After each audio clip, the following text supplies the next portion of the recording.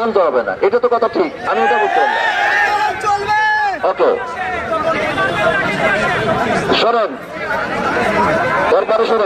এরপরে হচ্ছে যে তোমাদের বিশ্ববিদ্যালয় কমিটির মধ্যে স্যাররা গিয়েছিলেন ম্যাডাম, আপনাদের শুনানি হয়েছে, কর্তৃপক্ষের কাছে আপনাদের বক্তব্য দিয়ে আসছেন, তখন তো নিশ্চয়ই শুধু আমার কথা শেষ করে দাও দাঁড়ান, এইখানে যারা স্যাররা গিয়েছিলেন তারা কি শুধু তিতুমিরের কথা অন্য কারোর কথা বলে নাই, শুধু তিতুমিরের কথা বলছেন নাকি?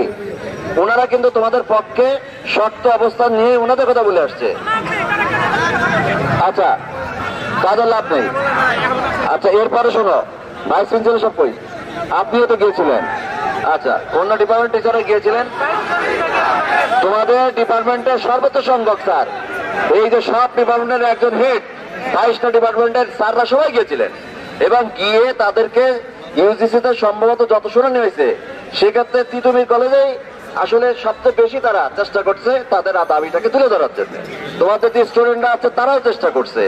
এখন একটাই প্রশ্ন, সেটা হচ্ছে বিশ্ববিদ্যালয় তো মোটামুটি সবাই ধারণা করে নিয়েছে ঢাকার বাইরে বিশ্ববিদ্যালয় হচ্ছে, সেক্ষেত্রে তোমাদের দাবিটা কতটুকু যৌক্তিক সেইটা পরীক্ষা চলতে যেটুকু বলতে পারো। তবে অন্যায্য একটি শব্দ, তোমাদের দাবি যে অন্যায্য এটাকেও বলে নাই, ঠিক আছে?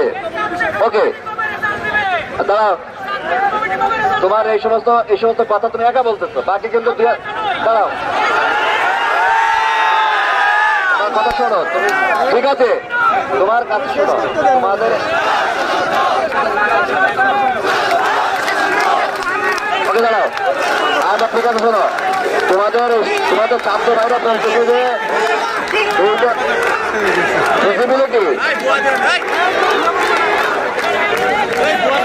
ফিজিবিলিটি স্টাডি যেটা, এই রিপোর্টটা প্রয়োজন, তাহলে তোমরা কিছুটা আশ্বস্ত হবে, এই তো? আচ্ছা তাহলে হ্যাঁ, আচ্ছা আমি তোমাদেরকে একটু রিকোয়েস্ট করবো, শোনো দাঁড়াও, তোমরা সব আন্দোলনে এই ধরনের ক্রেজ থাকবে, কষ্ট থাকবে, যন্ত্রণা থাকবে এবং আবেগ থাকবে। এই ছেলেদেরকে রেখে মেয়েদেরকে রেখে নিশ্চয়ই তোমরা হলে ফিরে যাবে, এটা আমরা জানি, ঠিক আছে? বলতেছি কেউ বাসা বাড়িতে যাবে না, রাস্তায় থাকবে, এটা আমরা জানি। এখন কি আমরা কি চাইবো যে তোমরা দীর্ঘকাল রাস্তায় থাকো এইভাবে অসুস্থ, তা আমরা চাই না।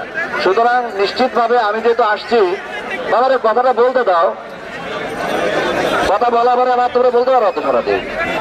আচ্ছা এখন আমরা তোমাদের কাছ থেকে যতটুকু ফিডব্যাক পেলাম, আমি অ্যাটলিস্ট কনভিন্স যে তোমাদের যে দাবি এটা পূর্ণাঙ্গ বাস্তব না পর্যন্ত তোমরা এই কষ্ট করবে, এই আন্দোলন চলবে, এটা আমি বুঝতে পেরেছি। তাহলে আমি কি তোমাকে এটুকু রিকোয়েস্ট করতে পারি যে তোমাদের যে মেসেজ আছে, তোমরা এই কষ্ট বেশি দিন দীর্ঘায়িত না করে, তোমরা তো নিশ্চয়ই অসুস্থ হয়ে গেলে তো তোমরা কি করবে, তোমরা নিশ্চয়ই তোমাদের ভাই বোনদের জন্যই করবা, দাঁড়াও। সুতরাং তোমাদের এই তোমাদের যে বিশ্ববিদ্যালয় কমিটি করা হয়েছে, এই বিশ্ববিদ্যালয়টা খুবই আন্তরিকভাবে কাজ করতেছে, এটা নিয়ে কোনো সন্দেহ নেই। তবে যেহেতু মাস 2 মাস চলে গেছে, 1 মাস গেছে, কবে হবে সেইটার জন্য, সুতরাং এইটা যেহেতু হাই পাওয়ার সর্বোচ্চ কমিটি কাজ করতেছে, ওনার নিচে শুধু ইউনুস স্যার অর্থাৎ আমাদের চিফ এডিটর, এর মাঝখানে কারো কথা বলার তেমন কোনো সুযোগ নেই। সুতরাং আমি তোমাদের কোনো শ্রেম কতটুকু বলতেছি, তোমাদের যে কমিটি করা হয়েছে, তোমরা যে কষ্ট করেছো, যে আন্দোলন করেছো, এবং ছাত্রদের যে যৌক্তিক দাবিগুলো তোমাদের পক্ষ থেকে নিয়ে গেছে, তোমরাও নিয়ে গেছে, এটা যথেষ্ট ভাবে কর্তৃপক্ষ জানে। বাবা একটু শেষ করতে স্টেট বলতেছি, এখন যত দ্রুত সম্ভব তোমাদের এই দাবির পক্ষে যাতে অবস্থান নিতে পারে সরকার, সেইটা আমার পক্ষ থেকে আমি নিশ্চয়তা দিলাম, ঠিক আছে? কিন্তু এই রাতের বেলা বলে যান বিশ্ববিদ্যালয় হবে, এইটা তো বলার প্রতিশোধ নাই, কারণ একটা কমিটি আছে কেন? হ্যাঁ এইটা তোমরা বলতে পারো স্যার কতদিনে হবে, আমাদেরকে কত তাড়াতাড়ি সাহায্য করুন। আরে দাঁড়াও, তোমরা 22 বছর আন্দোলন করতেছো না? 22 বছর তো এখনকার মতন এত আন্দোলন তো হয়নি, হয়েছে না? 22 বছর ধরে, 2 যুগ ধরে তোমরা আন্দোলন করতেছো, কিন্তু 28 বছর, অর্থাৎ তোমাদের জন্ম যখন হয়েছে তারও আগের থেকে কিন্তু তোমাদের জন্য আন্দোলন করতেছে। সুতরাং এই আন্দোলনের প্রতি আমার অবশ্যই আন্তরিকতা আছে, শ্রদ্ধা আছে, কৃতজ্ঞতা, এবং যারা আজকে ছেলেমেয়েরা এই উত্তপ্ত গরমের মধ্যে শুয়ে আছে ওদের প্রতি আমার প্রচন্ড অনুরোধ, আমি রিকোয়েস্ট করবো মন্ত্রণালয়ের পক্ষ থেকে, সরকারের পক্ষ থেকে, রাষ্ট্রের পক্ষ থেকে, তোমরা এই দাঁড়াও, যদি আমি অনুরোধ করবো তোমরা কষ্টটা, এই যে অনশন করার যে কষ্টটা, এটা একটু পরিসমাপ্তি করো, তাহলে আমরা বলতে পারবো ঠিক আছে, ও ঠিক আছে, এটা তো আমার রিকোয়েস্ট আমি বললাম, বাকি তো তোমাদের বিষয়, তোমরা কি বলবা।